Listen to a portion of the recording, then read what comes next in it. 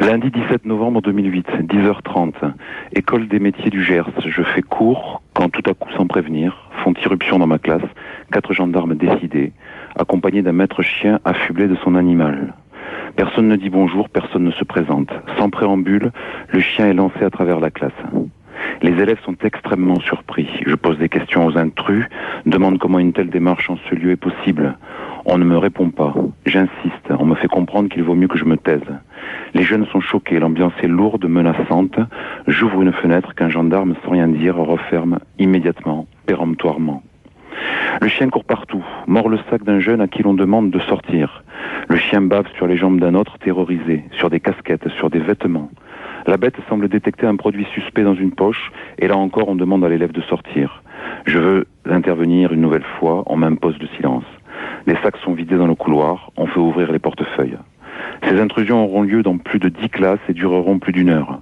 Une trentaine d'élèves suspects sont envoyés dans une salle pour compléter la fouille. Certains se retrouvent en caleçon. Parmi les jeunes, il y a des mineurs.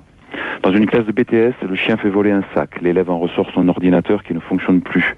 On lui dit en riant qu'il peut toujours porter plainte. Ailleurs, on aligne les élèves devant le tableau. Au dire de ceci et du prof, le maître chien lance. Si vous bougez, il vous bouffe une artère et vous vous retrouvez à l'hosto. Il y a des allées et venues incessantes dans les couloirs, des gendarmes sont en poste devant les classes. J'apprendrai par la suite qu'aucun événement particulier dans l'établissement ne justifiait une telle descente. La stupeur, l'effroi ont gagné les élèves. Ils m'interrogent une fois, la troupe partie. Je ne sais que dire, je reste sans voix. Aucune explication de la direction, pour le moins très complaisante. Je comprends comment des gens ont pu jadis se laisser rafler et conduire à l'abattoir sans réagir. L'effet surprise scie les jambes. Au-delà de l'aspect légal ou illégal de la démarche, c'est l'attitude des gendarmes.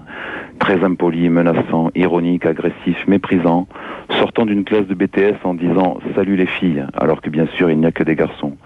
Les félicitant d'avoir bien caché leur cam et abusé leur chien. À vrai dire, des marlous de vrais durs n'auraient pas agi autrement. C'est en France, dans une école en 2008. Je me dis que ces gens-là, les gendarmes, devraient accompagner les gens, les soutenir, qu'ils devraient être des guides lucides et conscients. Au lieu de ça, investis d'un drôle de pouvoir, ils débarquent, on dirait des cow-boys, ils terrorisent les jeunes, ils sont comme des chiens. J'aurais voulu que ça se sache, car ça arrive chez nous, dans nos écoles, et c'est franchement inadmissible. Voilà, c'est signé un professeur qui ne manque jamais de faire dans sa classe une prévention qu'il juge intelligente contre la drogue.